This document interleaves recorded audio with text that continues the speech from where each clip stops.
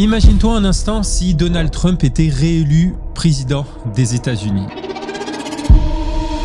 Non seulement, à mon avis, ça pourrait bouleverser l'équilibre politique mondial, mais cela pourrait également provoquer, à mon avis, une explosion sur le marché des cryptos. Et rappelle-toi maintenant 2016, parce que le monde entier à cette époque-là a tremblé complètement lorsque Donald Trump a tout simplement pris le pouvoir. Et le Bitcoin, de son côté, est passé de 700 $ à 20 000 $ en moins d'un an. Qu'est-ce qui nous attend si Donald Trump fait son retour, et cette fois-ci en mode pro-crypto ?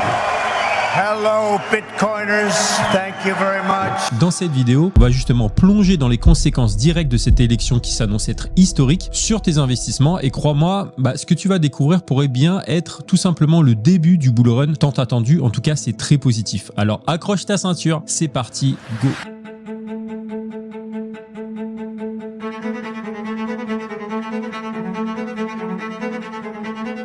Et vu comme ça, tu pourrais te dire c'est peut-être la vidéo la plus importante de l'année parce que ça a un fort impact sur l'investissement, mais en tout cas c'est l'événement le plus attendu de l'année. Il y a eu le halving en avril 2024, mais cet événement a tout simplement un impact réel sur, à mon avis, ton argent et nos investissements. Ça s'appelle tout simplement les élections américaines et ça a lieu tous les 4 ans. Et non, je tiens à te rassurer, je vais pas te parler de politique, c'est pas le but et c'est clairement pas mon rôle. Mais dans cette vidéo, j'ai envie de te surtout porter à ton attention sur quelque chose de bien plus puissant et qui te concerne directement, c'est-à-dire les conséquences majeures de ces élections américaines et quelles conséquences ils vont avoir sur tes investissements. Et j'ai envie de te dire, l'élection américaine approche à grands pas, c'est d'ici là quelques semaines. Et cette fois-ci, j'ai envie de te dire, c'est bien différent des autres élections américaines parce qu'on parle vraiment d'un événement qui pourrait littéralement, à mon avis, révolutionner le marché des cryptos. Et tu dois te demander pourquoi est-ce si différent. Et bien tout simplement parce que Donald Trump, qui est l'homme qui a déjà surpris tout le monde en 2016, fait son grand retour, mais avec une nouvelle arme, son côté pro-crypto. Et oui, tu l'as bien entendu, l'homme qui critiquait jadis ouvertement le Bitcoin est maintenant passé de l'autre côté et a pour mission de faire des cryptos tout simplement une pièce maîtresse de son plan. Et j'ai envie de te dire que le marché traditionnel, mais également le marché des cryptos sera très sensible justement aux élections américaines. Et bien plus que cela n'a jamais été auparavant. Parce que je ne sais pas si tu te souviens, la dernière fois que Donald Trump est arrivé au pouvoir, les marchés ont tout simplement tremblé. Et certains se sont même effondrés et d'autres ont tout simplement explosé. Et aujourd'hui, Donald Trump revient non seulement pour le pouvoir, mais aussi pour intégrer le facteur crypto dans son programme. Et justement, on va se poser la question, quel est l'impact historique des élections américaines sur les marchés dans un premier temps? Car oui, ce qu'il faut savoir, c'est qu'à chaque élection, à chaque cycle d'élection, on assiste tout simplement à un tremblement de terre. Et là, je pèse pas mes mots. Et oui, pour cela, il faut juste regarder ce qui s'est passé dans le passé, c'est-à-dire 2016 avec Trump qui bat tout simplement Hillary Clinton, dans un retournement de situation qu'on peut appeler surprenant, voire peut-être... non, je vais me taire. Mais bon, bref, il y a eu un gros boom. C'est-à-dire que le S&P 500 a grimpé de 7% en quelques mois et a atteint une hausse de 22% tout simplement l'année suivante. Et j'ai envie de te dire, c'est pas doux parce que pendant que le marché traditionnel, enfin le marché boursier profitait justement de cette montée, eh bien le Bitcoin lui passait de 700 $ en novembre 2016 à près de 20 000 $ en décembre 2017. C'était une augmentation qu'on va dire tout simplement incroyable puisqu'on a augmenté de plus de 1000% en seulement un an. Et d'ailleurs, j'ai envie de te dire, Donald Trump, et j'ai été là à sa conférence à Nashville, à la Bitcoin conférence, il se cache pas de relater ces fameuses statistiques qui va dans son sens. Et en 2020, tu dois te demander, mais qu'est-ce qui s'est passé? Surtout que c'était la pandémie à cette époque-là. Eh bien, Joe Biden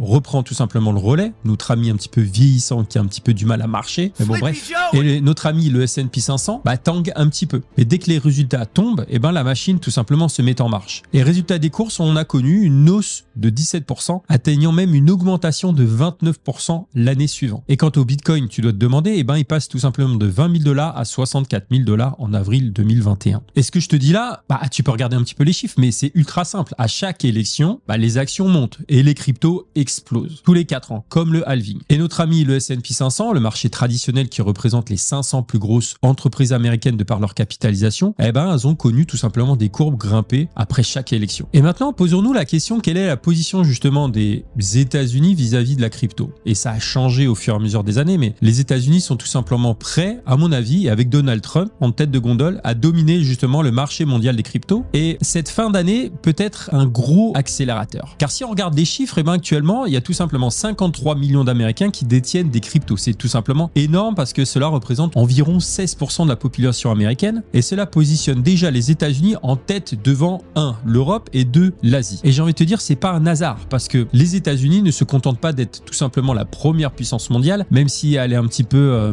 embêtée par les BRICS, mais veulent également dominer la crypto. Et il y a un État, parmi tous les États, qui est le Texas, qui est devenu un véritable hub du minage de Bitcoin. Je t'en parle depuis des semaines, voire des mois, et notamment après le bannissement justement du minage en Chine en 2021, qui a fait énormément de mal à des projets crypto, mais également au marché lui-même de la crypto-monnaie. Et pourquoi ce switch entre le bannissement chinois et ce déménagement, on va dire, au Texas? Tout simplement parce que les coûts énergétiques là-bas au Texas sont extrêmement bas. Ils prennent des énergies solaires, des énergies éoliennes, bref. Et il y a également des politiques pro-business qui encouragent justement les entreprises à établir justement des centres de minage massifs. Et tu dois demander, mais et Trump alors dans la balance, qu'est-ce qui l'apporte? Et ben justement, il vise par sa politique, enfin la politique qu'il veut mettre en place, tout simplement à rapatrier encore plus de production de Bitcoin aux États-Unis. Mais ce qu'il faut savoir, c'est que c'est pas tout, parce que les États-Unis détiennent l'une des plus grandes réserves de Bitcoin au monde, principalement grâce ou à cause des fameuses saisies dans des affaires criminelles comme celle de Silk Road. Ils possèdent aujourd'hui plus de 200 000 Bitcoins. C'est juste énorme. Ça représente plus de 13 milliards de dollars à l'heure actuelle. Donc tu comprendras bien qu'avec une telle position, les États-Unis pourraient tout simplement influencer le prix, même si Donald Trump a dit qu'il toucherait pas à ces fameuses réserves pendant qu'il serait président. Et si il serait président. Mais cette élection pourrait tout simplement accélérer, à mon avis, encore davantage cette domination américaine sur la crypto qui s'est opérée sur les 4 dernières années. Mais il y a une autre personne qu'il faut prendre en compte, c'est Kamala Harris. Parce que là, c'est une élection Trump-Kamala Harris, le duo est là. Et tu l'as compris que l'année 2024 est l'année où tout peut basculer au niveau de la crypto-monnaie. Parce qu'on a justement cette tête de gondole que sont les États-Unis avec possiblement en tête de la tête de gondole Donald Trump. Et tu sais que Donald Trump, justement, est en mission de faire en sorte, en tout cas, il n'arrête pas de le dire dans ses discours, les États-Unis comme la capitale mondiale du Bitcoin. Et j'ai envie de te dire, c'est cette même personne-là qui qualifiait, enfin Donald Trump, je te parle, qui qualifiait autrefois de Bitcoin d'arnaque en 2021, donc il y a à peu près 3 ans. Et maintenant, ça devient un fervent supporter de la crypto. Et je vais t'expliquer pourquoi. Parce que aujourd'hui, Trump a totalement changé de cap et il a un plan précis justement pour booster l'industrie des cryptos et peut-être possiblement son portefeuille.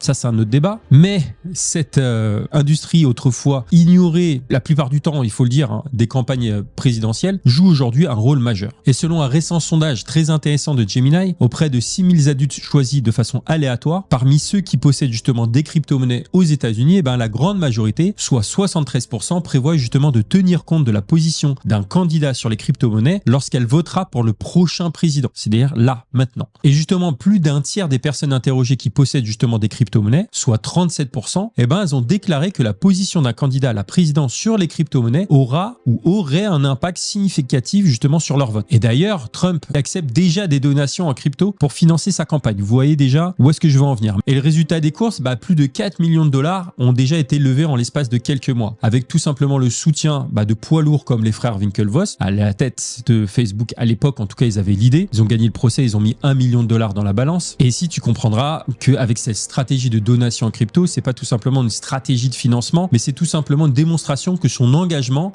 ça montre son engagement à faire de la crypto un acteur majeur dans son futur gouvernement. Et d'ailleurs, lors de sa prise de parole à la Bitcoin Conference de Nashville, dont je te parlais juste avant, Trump a tout simplement promis de se séparer de Gary Gensler. Et il l'a pas dit une fois, ça a eu tellement de popularité dans la salle qu'il l'a dit 2 fois. C'était juste la folie. Et Gary Gensler, je te rappelle que c'est tout simplement l'actuel président de la SEC, la Security Exchange Commission, en gros le commissaire américain, et il a envie de le virer dès le premier jour de sa présidence. Et pourquoi? Parce que tout simplement, Gary Gensler est perçu tout simplement comme un obstacle au développement justement des cryptos avec des régulations strictes, même si ces derniers temps, les derniers procès, les dernières batailles, il les perd. Mais Trump veut, oui, des régulations, mais des régulations écrites justement par des gens qui, entre guillemets, aiment l'industrie, comme il le dit lui-même. Bon bref, Trump veut tout simplement protéger, c'est ce qu'il dit, il veut protéger l'innovation et donner justement plus de liberté aux acteurs du marché. Et maintenant qu'on a dit ça, il faut également savoir que Trump n'est pas, et clairement pas, solitaire dans ce projet, parce qu'il a nommé James David Vance comme son colistier, c'est-à-dire son futur probable vice-président, qui, tout comme Trump, est pro-crypto. Et d'ailleurs, Vance a plusieurs fois exprimé justement son soutien à l'adoption de la blockchain et des crypto-monnaies aux États-Unis. Et son rôle, qu'est-ce qu'il sera? Ça sera d'avoir un rôle central justement dans la promotion de politiques favorables à l'innovation technologique et à la croissance des crypto-monnaies. Mais j'ai envie de te dire, c'est pas tout, parce qu'il y a un autre homme également très connu que tu connais, qui s'appelle Elon Musk, qui lui aussi est dans le camp de Trump. Et ça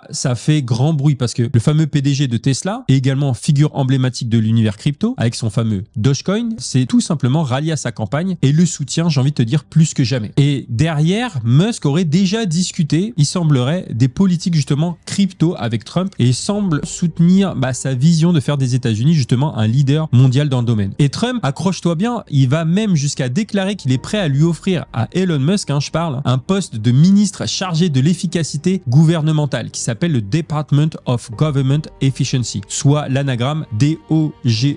T'as compris c'était quoi la fameuse coïncidence? Le Doge, oui. Et derrière cette fameuse alliance Trump-Musk, faut pas voir ça comme une simple alliance, mais elle pourrait bien tout simplement, à mon avis, changer la donne de ces élections 2024 qui sont sous la lumière des crypto-monnaies. Et j'ai envie de te dire tant mieux. Mais qui est-ce qu'il y a en face? On a tout simplement Kamala Harris qui a pris la place de Joe Biden et qui adopte une stratégie beaucoup plus prudente. Et j'ai envie de te dire, bien qu'elle soit un petit peu plus consciente justement de l'impact de la crypto sur ces élections, Kamala Harris ne fonce pas justement tête baissée dans l'univers crypto, comme pourrait le faire un petit peu Donald Trump, mais Kamala Harris, ayant grandi justement près de la Silicon Valley, tu sais, là où il y a toutes ces entreprises de la tech, elle comprend mieux, en tout cas un petit peu mieux, les enjeux justement technologiques du futur, et cela inclut naturellement les cryptos. Et cependant, j'ai envie de te dire que son objectif principal, c'est à la fois de s'assurer que l'innovation ne vienne pas justement au détriment des consommateurs, mais Kamala Harris souhaite également mettre en place des régulations qui soient claires et strictes, mais pas pour justement freiner la croissance de l'industrie, bien au contraire, j'ai envie de te dire, parce qu'elle veut encourager justement le développement sain et sécurisé de la blockchain et du secteur des cryptos. Et si Kamala Harris est élue, il faut se poser la question, parce que ça peut arriver, c'est 50-50 en ce moment, même si on va voir les récents sondages, mais tu pourrais t'attendre justement à une législation qui soit renforcée, qui vise justement à protéger les utilisateurs, et c'est une bonne chose, contre les arnaques et les abus, tout en promettant et en permettant aux entreprises légitimes de tout simplement prospérer. Et j'ai envie de te dire, elle a une approche beaucoup plus modérée, qui vise tout simplement à créer une sorte d'équilibre entre à la fois l'innovation et la sécurité. Et là, on pourrait se poser la question, ok, mais qu'est-ce qu'il en est des entreprises dans le secteur de la crypto-monnaie? Cela, à mon avis,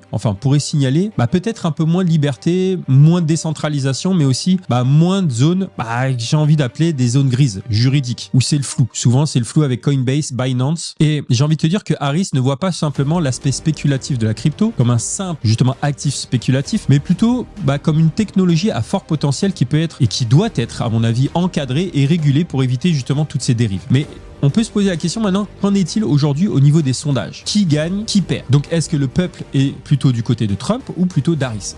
J'ai envie de te dire que beaucoup de sondages donnent des résultats qui sont vraiment très très différents, mais dans l'idée c'est globalement, j'ai envie de te dire très serré. Et c'est pourquoi je vais plutôt m'attarder maintenant sur un site en particulier qui s'appelle Polymarket et dont je te parle depuis pas mal de semaines. Mais si tu n'as jamais entendu parler de Polymarket, c'est tout simplement une plateforme de paris décentralisée qui permet de parier sur tout, y compris justement les élections américaines. Et tu sais quoi? Les résultats de Polymarket sont totalement et souvent différents des sondages officiels. Et si on prend l'exemple actuel, c'est-à-dire les sondages officiels donnent Kamala Harris en tête avec 49% des intentions de vote contre 47% pour Donald Trump. Et là, tu te demandes que sont devenus les autres pourcents. Mais bon, bref. Mais sur Polymarket, c'est une autre histoire. Parce que sur cette plateforme, Donald Trump est largement en tête avec 58,9% des paris. Et là, j'ai envie de te dire que c'est pas juste un détail parce que même Elon Musk a déclaré que les résultats, ça va dans son sens, mais que les résultats de Polymarket étaient souvent bien plus fiables que les sondages traditionnels. Justement parce que les gens sont prêts à mettre leur argent là où est leur bouche. Et attention, c'est pas juste un petit groupe d'investisseurs. Polymarket reflète réellement l'engagement justement massif des détenteurs de crypto-monnaies dans cette élection. Et là, je suis d'accord avec toi, c'est une toute nouvelle forme de sondage où les cryptos et la finance décentralisée jouent ici un rôle majeur dans justement cette dynamique politique actuelle. Mais bien sûr, ne me dis pas ce que j'ai pas dit. Polymarket est loin d'être parfait. Et comme d'autres plateformes décentralisées, elle échappe tout simplement à certaines régulations. Mais pour l'instant, j'ai envie de te dire qu'elle offre tout simplement un aperçu qui est unique et un petit peu différent de ce que pensent réellement les investisseurs et justement ces fameux parieurs en crypto-monnaie. Et j'ai envie de te dire que c'est un aperçu qui pourrait bien te donner, à mon avis, une longueur d'avance sur ce qui va se passer possiblement en novembre. Et d'ailleurs, on pourrait faire une sorte de sondage à nous pour savoir qui est pro-Trump, qui est pro-Harris dans les commentaires. Ça serait intéressant d'avoir ton sujet, même si tu n'as peut-être pas, comme moi ici aux États-Unis, l'occasion de voter ou le droit de voter. Mais j'ai envie de te dire maintenant, qu'est-ce qu'on peut retenir de tout ça? C'est que tout simplement 2024 s'annonce comme une année clé pour les crypto-monnaies et l'élection présidentielle va jouer tout simplement un rôle majeur. D'ailleurs, c'est pour ça que le marché de la crypto-monnaie toute cette année 2024 a été assez calme. Tout le monde se regardait dans le blanc des yeux, qui va tirer en premier, mais si Donald Trump est élu, je pense qu'on peut s'attendre tout simplement à une fin d'année explosive sur le marché par rapport à tout ce qu'il a dit qu'il allait mettre en place dès son élection. Et il faut pas se leurrer, ces déclarations pro-crypto se sont suivies, souvent quand il a décidé de mettre en place quelque chose, il le fait. Donc on peut dire que ces déclarations pro-crypto se sont suivies pris d'action, non seulement avec sa participation à la conférence Bitcoin, qui était tout simplement une surprise, mais également son exposition transparente à la crypto-monnaie. Mais il y a aussi quelques jours, le fameux lancement de son projet World Liberty Financial, le WLFI, dont le token est en vente actuellement. D'ailleurs, je te prépare une vidéo sur le sujet pour très bientôt. Mais j'ai envie de te dire attention, parce que même si Kamala Harris prend le pouvoir, j'ai pas envie de te dire que le Bitcoin s'effondrera pour autant. Mais attention, hein, j'ai envie de mettre un petit bémol, parce qu'en fait, oui, Trump est pro-crypto, mais Kamala Harris n'est pas non plus anti-crypto, même si c'est un petit peu la continuité de la politique de Joe Biden. Mais en gros, si Kamala Harris prend le pouvoir, le Bitcoin, j'ai envie de te dire, ne s'effondrera pas pour autant. Alors je pense qu'il connaîtra pas forcément la même explosion, le même engouement, la même énergie, mais son approche est beaucoup plus mesurée, avec des régulations qui vont être tout simplement renforcées, mais cela ne signifie en rien la fin du marché. Et j'ai envie de te dire peut-être au contraire, parce que ce fameux cadre juridique stable peut tout simplement renforcer la confiance des investisseurs et permettre une croissance, j'ai envie de dire, plus soutenue sur le long terme. Donc cette fameuse adoption qu'on attend tous. Mais en tout cas, ça sera super passionnant parce que la performance du Bitcoin nous montre que sur le 4e trimestre des années d'élection, c'est souvent une période assez clé pour le Bitcoin, et même dans des années de volatilité ou d'incertitude, le Bitcoin a tout simplement montré cette fameuse capacité à rebondir et à marquer des sommets historiques en fin d'année. Et j'ai envie de te dire que cette année ne devrait pas faire exception. Tu me dis si t'es plutôt bullish, bearish pour cette fin d'année avec ces élections, mais en tout cas, je trouve que c'est une très bonne chose que justement le secteur des crypto-monnaies, qui est souvent délaissé, jeune, ça a même pas 15 ans, avec des réglementations qui sont en cours, mais encore très jeunes, soit sous le feu des projecteurs justement pour ces élections présidentielles. Bref, tu l'as compris.